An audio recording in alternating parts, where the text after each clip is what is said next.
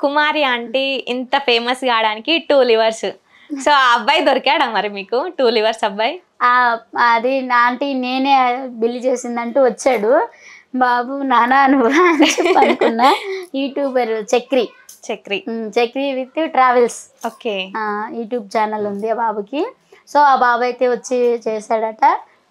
Sorry అక్క, నా వల్ల ఇలా జరుగుతుందని నేను అనుకోలేదు, మామూలుగా ఇట్లా అన్ని ఇదైనా అని చెప్పి వచ్చి అన్నాడు. అయ్యో లేదు నాన్న, నీ వల్ల మంచిగా జరిగింది. మంచిగా జరిగింది ఇది అంటే. తర్వాత ఆ బాబు కూడా దీనివల్ల మంచి జరిగిందంట. ఇంకా అందరూ ఇక లైక్లు సబ్స్క్రైబర్స్ కూడా తనకి పెరిగారంట. సో అక్క నీ వల్లే నాకు జీవితం ఎలా ఉందని చెప్పి ఆ బాబు, లేదు నాన్న నీ వల్లే నేను ఇలాగంటూ ఇద్దరం ఇక ఇట్లా అనుకున్నాము. ఇంకా అనుకుని ఇక మేము ఇద్దరం కలిసి అక్క నిన్ను ఎక్కడికో చాటికి నేను సరదాగా బయటికి తీసుకెళ్ళాలి, బావగారిని నిన్ను ఏదో గుడికి తీసుకెళ్ళి నా దర్శనం చేపిస్తాను అన్నాడు. ఇంకా అన్నానికి ఇంకంటే అవదని అంటే ఈ లోపల వాళ్ళు ఫోన్ చేస్తే ఇట్లా వెళ్ళి ఇద్దరం వెళ్ళి ఒక ఇదైతే తీసాము. అయితే ఆంటీ ఊరు వెళ్ళలేదు, షూటింగ్ వెళ్ళొచ్చారు. చక్రి అన్నదేనా? Okay okay. చక్రి అన్నతో అంటే ఏం షూట్? అది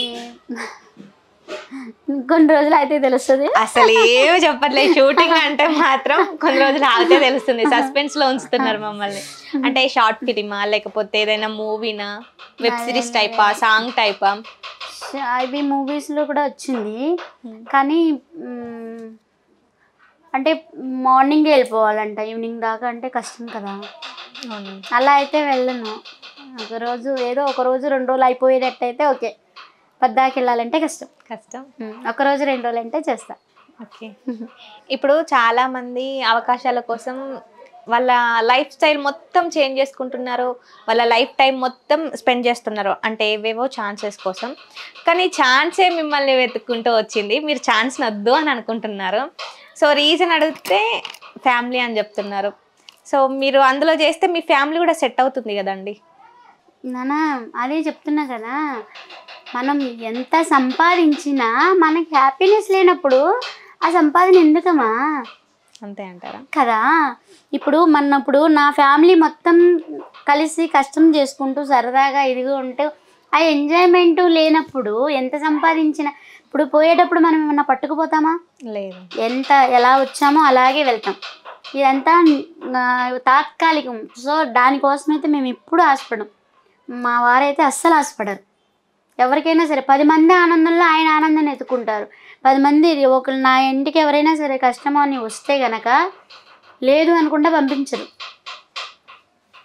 అంటే మాకు ఏదో ఒకటి చేసుకోవాలని ఉంది ఇట్లాగని ఎంతమంది అడిగినా కానీ మనం చేయగలిగింది సాయము చేస్తాం కదా. అది అందరూ కష్టం చేస్తారు, కాకపోతే అందరికీ సక్సెస్ అవ్వాలని ఉంటుంది. కాకపోతే ఒక్కొక్కళ్ళకి మరి ఎందుకో ఏమో తెలియదు, బాధేస్తుంది. కానీ బాధేస్తుంది. మరి ఇప్పుడు మీరు ఇన్ని ఛాన్సెస్ వచ్చినా ఏమొచ్చినా నాకు వద్దు, నా పని నేను చేసుకుంటాను అని అంటున్నారు. మరి ఈ షూటింగ్స్ దేనికండి? అది కూడా ఆయన బలవంతమే. మీరు అడగండి, ఉన్నారు కదా మా వారు ఉన్నారు కదా, అడగండి. ఓకే. నేను వద్దు అన్నా కానీ ఆయన వచ్చింది ఎందుకు బాగొట్టుకుంటావు ఇదిగా అని చెప్పి